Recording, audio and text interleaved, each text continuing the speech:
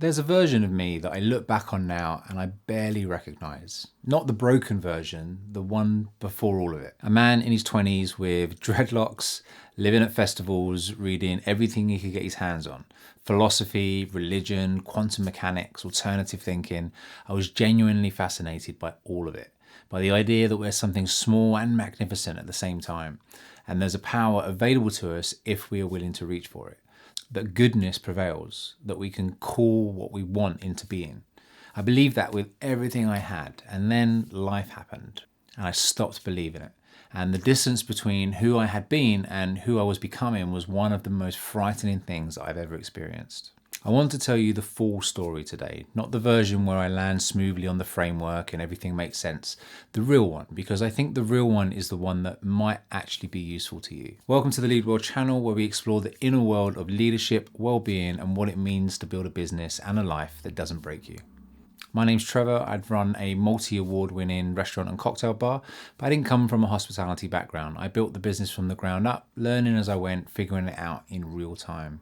And this is the story of how that nearly took everything from me and what I did to get it back. By my early 30s, I was running several things simultaneously in Bournemouth. An events company, a record label with 2 acts on it, a non-profit that educated musicians on how to develop in the industry, part-time lecturing at the local college, the Dorset Music Awards. I was considered within that world a leading authority in what I did, but I wasn't particularly happy, and I couldn't tell you why. I was busy, I was connected, I was doing things that looked meaningful from the outside, but something was missing and I didn't know what it was. There was a restlessness underneath it that I couldn't name or settle. I was around 32 when it crystallized. I was running an event in France for a friend's birthday, standing at the bar when a man came over and asked what I did. And I gestured around the room and I said, something like this, events. And then I added, almost without thinking, that I'd been looking for a change and that I wasn't sure really where I wanted to go with it. He looked at me and he said simply, "Oh, you should come to Mexico. It's amazing." And that was enough. Within 3 months, I'd closed the businesses, sold nearly everything I owned except for my comic book collection and my guitar. And I bought a one-way ticket with no return date and no plan beyond getting there. They say, wherever you go, there you shall be. And they are right.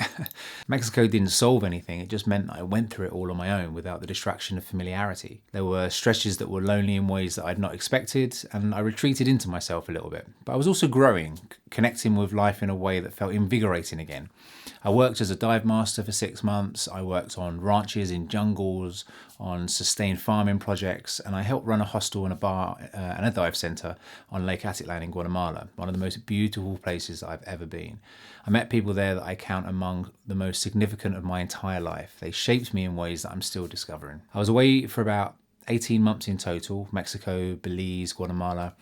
And then 2 things happened that changed the direction of everything. My best friend Mike came to visit me.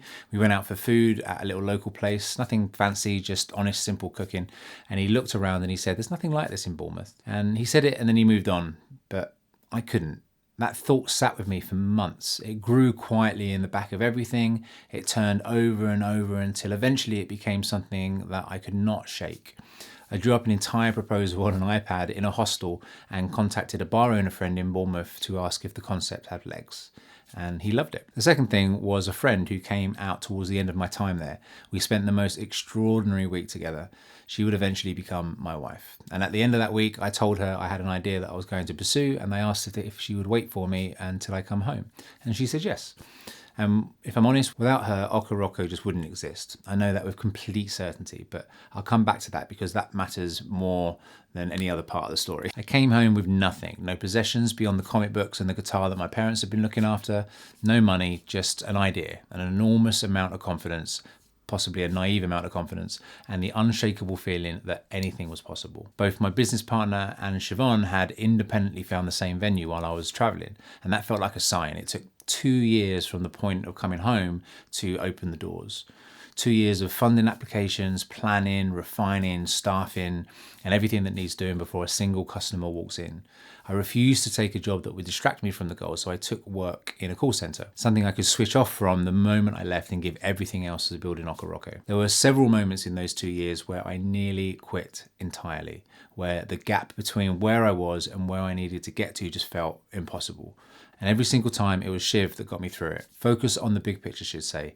And she was right. She reminded me who I was And she's done that so many times since. I remember the launch night standing with my business partner, JJ, watching the room fill up for the first time. He handed me a drink and he said, "That's yours." And I thought you meant the drink, but he clarified. No, he said, "That's yours." And he gestured slowly around the room. And that was the moment it landed, what we'd actually built together. I'd come back from Mexico with comic books and a guitar and an idea that I sketched out on an iPad in a hostel. And here it was, real, full and alive. I'd never been prouder of anything in my life. The early years were a blur, busy nights, awards, learning the hard way on almost every aspect of running a business and operating in an industry that I'd never worked in. It was tough, but we found our rhythm, we got good at it, and we started to feel like we knew what we were doing. And then COVID happened. And I realized very quickly that I had absolutely no idea what tough was. What followed was not just a closure and a reopening, it was a dismantling of an entire industry overnight. And when it came back, it didn't come back the same. It's 2026 as I record this, 6 years since that period. And I don't think hospitality has ever really fully recovered. A whole generation of young people grew up for 2 or 3 years without the social culture that would have naturally brought them into venues as they got older. Their relationship with going out, with spending money, and what a night looks like fundamentally changed. Payday weekends and bank holidays used to be guaranteed, but they're not anymore. And then there's the chefs. Brexit had already pushed enormous numbers of skilled European kitchen staff to leave the country. And during lockdown, the chefs who remained discovered what life felt like without the hours, the pressure, and the pay that the industry had always asked them to accept. A lot of them never came back. So after COVID, I was left trying to run a business in an industry that looked like the one that I'd learned, but operated like an entirely different one.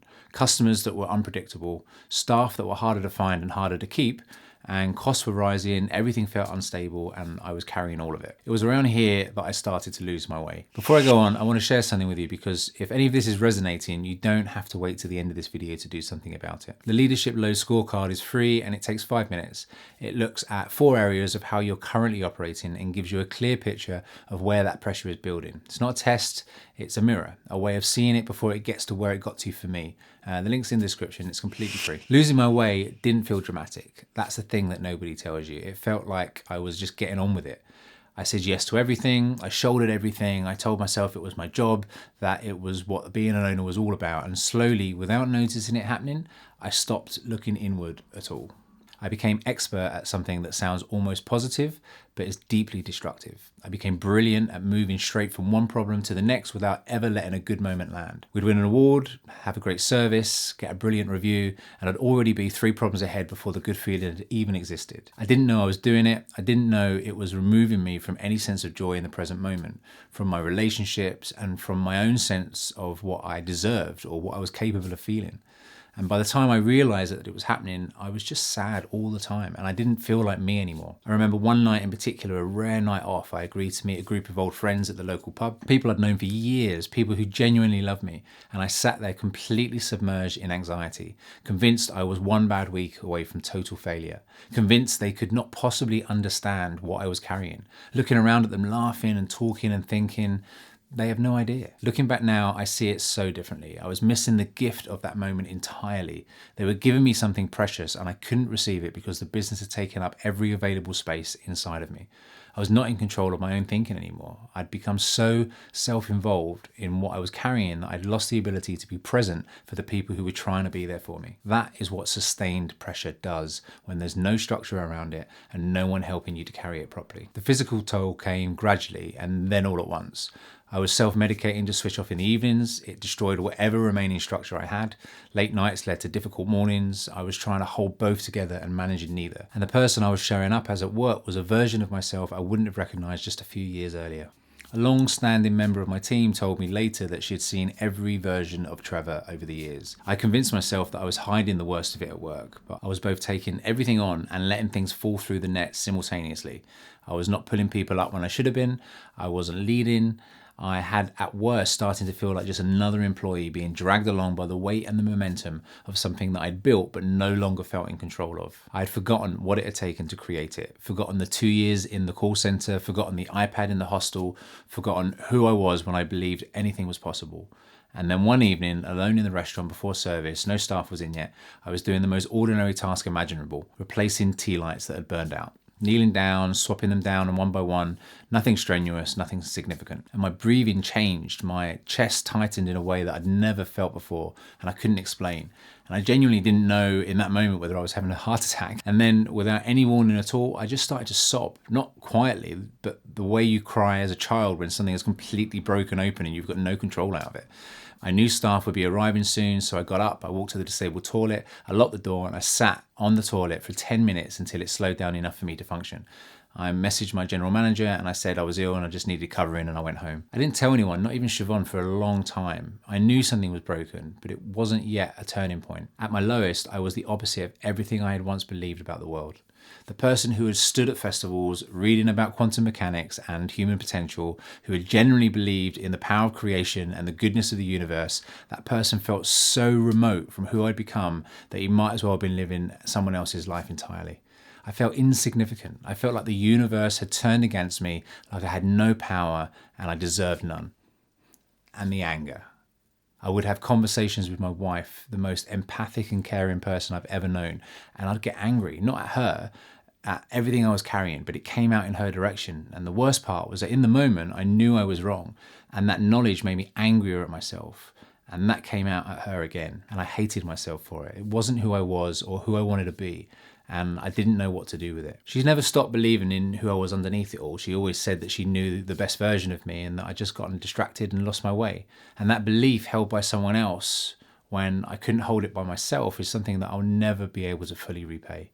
The turning point was not one moment, it was several small ones that accumulated until the weight started to shift. The first was a conversation I had with myself about the faith that I'd lost, about whether I wanted to keep living the way that I was living, about what I was putting Shiv through, about the man that I had been and the man that I was choosing, because at some point it does come down to choice to keep being. I'd always had discipline in me. It was that discipline that had carried me through 2 years in the call center to open a restaurant with nothing but belief and a comic book collection, and I called on it again.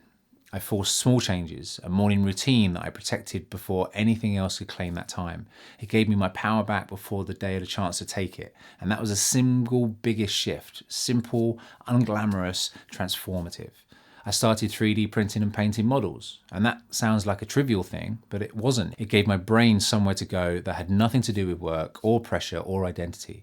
Several hours, a few times a week, where I could close everything off and exist inside something creative and absorbing. I needed it like an addiction at that point, something that would let my nervous system settle long enough to remember what calm felt like. My wife didn't know what to do with all the models, but she saw what it was doing for me. And then the sobriety followed. The exercise, the breath work, the meditation that I do now every day without exception, the structure around the week, the boundaries that I started setting and actually holding.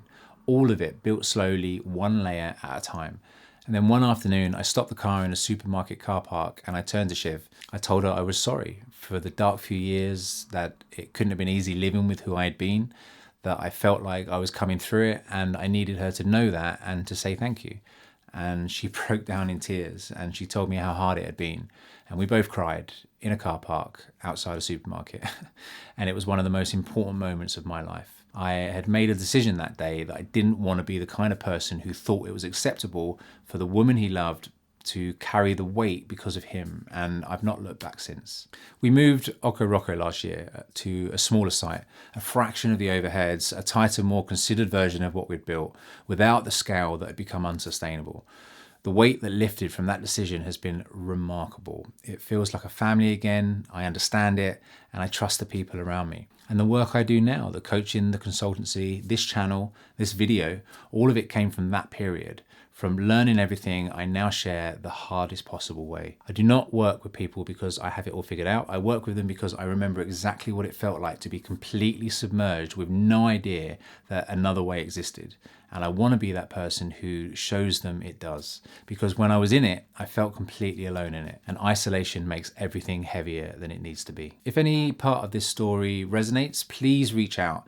Comment below, come and join the Lead Well community. The link's in the description. It's completely free and it's a room full of people who understand exactly what this weight feels like. You don't have to carry it alone and you don't have to wait until it breaks to decide to do something differently. If you enjoyed this video, feel free to give it a like and a subscribe. It helps me, it helps the channel, and it helps people like us find the content that really matters. And as always, I'd love to remind you that you matter too. Don't forget that.